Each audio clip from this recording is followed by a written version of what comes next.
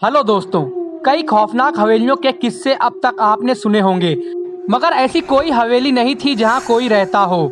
इसलिए दास्तान कितनी सच है और कितनी झूठ, ये शक हमेशा बना रहता है। मगर आज जिस हवेली की कहानी हम आपको बता रहे हैं, वहाँ एक परिवार रहता है और साथ में रहती है रमिया बाई, जिसे मरे 200 साल का वक्त गुजर चुका है। अगर वक्त के पन्नों का हिसाब लिया जाए तो दास्तान करीब 200 साल पुरानी है। उत्तर प्रदेश में ईटा के पास एक हवेली है। वीरान नहीं, बाकायदा आबाद है एक परिवार के लोगों से, मगर तबाह है एक रूह से। जहां इस हवेली में जिंदगी और मौत साथ साथ रहती है। अगर हादसों के मद्देनजर फैसला लिया जाए तो यहाँ मौत जिंदगी पर बहुत भारी पड़ती है। एक रमिया अब तक कई लोगों की जान ले चुकी है। वो रमिया एक तवाइफ थी जिसका कभी जलवा हुआ करता था, मगर दो भाइयों ने उस पर अपना दावा ठोक दिया। नाच देखने के दौरान झगड़ा हुआ, फिर झगड़ा शुरू हुआ और फिर इस झगड़े में जो हुआ उसकी निशानी थी एक मौत। वो रमिया झगड़े में बेमौत मारी गई। ये किस्सा है 200 साल पहले का, लेकिन आज भी वो उसी हवेली में दिखती है, नाच गाने घुंघरुओं की आवाज़ के साथ। हवेली में लोग रहते हैं मगर खौफ के बीच। कहानी की शुरुआत होती है एक दिन से। शाम घिर आई थी कि तभी ईटा के चमकरी गांव की इस हवेली से अचानक चीखें गूंजने लगती हैं। आवाज़ किसी लड़की की है। वो चीखते हुए कहती है, मुझे इस हवेली से मत निकालो, ये मेरा घर है, वरना मैं तुम सबको बर्बाद कर दूंगी। कोई कुछ समझे इससे पहले एक और चीख गूंजती है, मगर इस बार चीख में मौत की तकलीफ घुली हुई थी। पानी पानी कराहने की आवाज़ के साथ कोई लड़की पानी मांगती है। ये वाकया कहीं और होता तो शायद कोई ना कोई तो मदद के लिए आ भी जाता, मगर इस गांव में हर कोई डर से सहम जाता है, क्योंकि पिछले कई दशकों से ऐसी चीख इस हवेली से निकलती रही है और लोग कांपते हुए सुबह का इंतजार करते रहे। इस हवेली के मालिक सत्येंद्र तोमर कहते हैं कि यहाँ पहले सब ठीक था, लेकिन धीरे धीरे ये दिक्कत बढ़ती गई। यहाँ घुंघरुओं की आवाज़ सुनाई देती थी और नाचने की आवाज़ें। इस तरह प्रॉब्लम क्रिएट होती रही। तांत्रिकों को बुलाया गया, कभी कभी तो आवाज़ें आती, आपको घर छोड़कर जाना पड़ेगा, ये मेरा घर है। इस तरह से हम लोगों को डर लगने लगा। हम लोग खौफ के साए में जीने लगे। लेकिन सवाल ये था कि आखिर कौन है ये लड़की और इसका इस घर से क्या रिश्ता है। क्यों दिन बढ़ते ही इस हवेली के पास से होकर गुजरने वाले रास्तों पर कब्रिस्तान सा सन्नाटा जाता है और एक अजीब सी लड़की इस हवेली में भटकती दिखाई देती है। कभी झरोके से झांकती तो कभी हवेली की छत से टिकटिकी लगाए दूर से किसी मुसाफिर का इंतजार करती।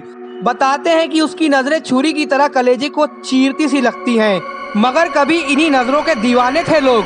वो जहाँ खड़ी होती थी उसी के आसपास खड़े होकर लोग उसके दीदार करना चाहते। जिस घर में वो रहती थी उसकी खिड़की पर लोगों की नजरें टिकटिकी लगाए रहती थी। इंतजार करते थे लोग कि कब खिड़की खुले और उसका दीदार हो। ऐसा जलवा था रम्या का। इस हवेली के आसपास रहने वाले बुजुर्ग बताते हैं कि इस हवेली में से एक खूबसूरत सी लड़की निकलती थी, जिसे वो जब पकड़ने की कोशिश करते वो बिल्ली बन जाती थी।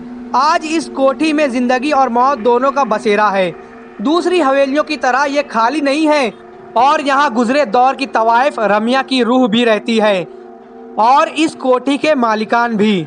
मगर मौत के साए में लगातार सांस लेती इनकी जिंदगियों पर क्या गुजरती है, ये बताने के लिए काफ़ी है कई लोगों की मौत होना, क्योंकि इस हवेली ने अब तक कई अपनों को खो दिया है।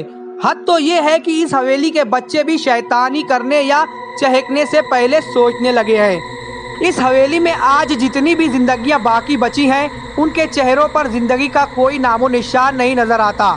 एक खूबसूरत मगर खौफनाक चेहरा उन्हें लगातार नजर आता है, एक टिक घूरता हुआ, शायद पूछता हुआ कि इतने लोगों की मौत के बाद भी क्या हिम्मत बाकी है यहाँ रहने की। मगर रम्या आखिर क्यों इंतकाम की आग में झुलस रही है?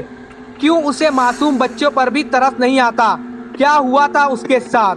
रम्या बाई उसकी पायल जब छनकाती थी तो लोग दीवाने हो जाया करते थे।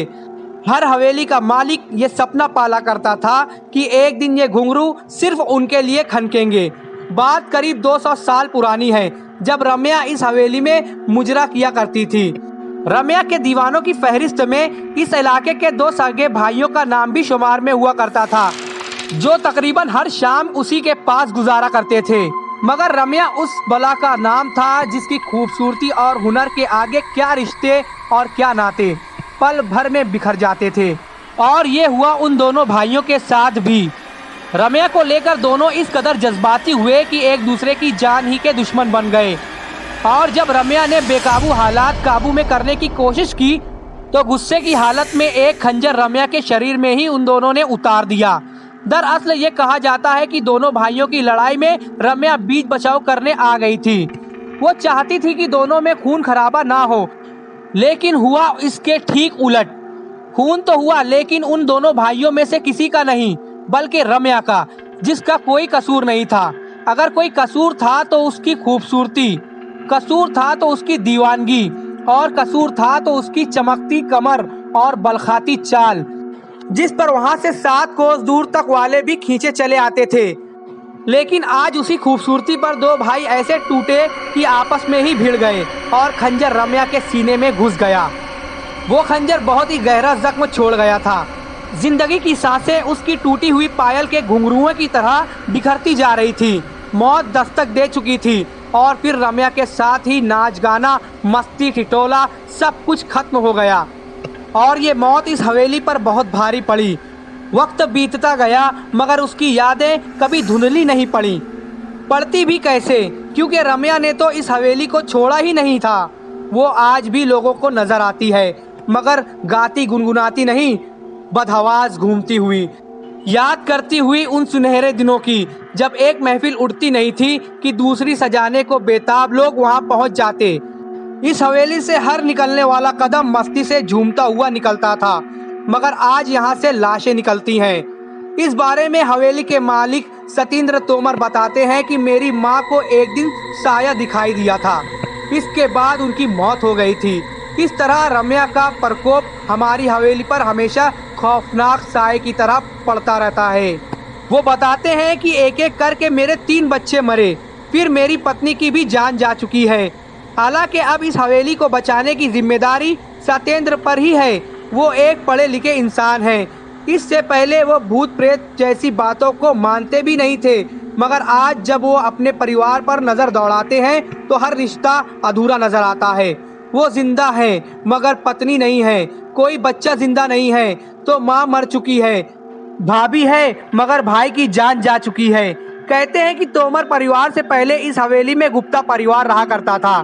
लगातार हुई ऐसे मौतों से गुप्ता परिवार को इतना तोड़ दिया कि उन्होंने कौड़ियों के दाम ये हवेली बेच दी। खरीदी तोमर परिवार ने, और खरीदते ही बच्चे बूढ़े जवान एक एक करके 8 लोगों की मौत हो गई। फिर सहारा लिया पूजा पाठ का, नतीजा इस बार उसकी जान गई जिसने पूजा करवाई थी।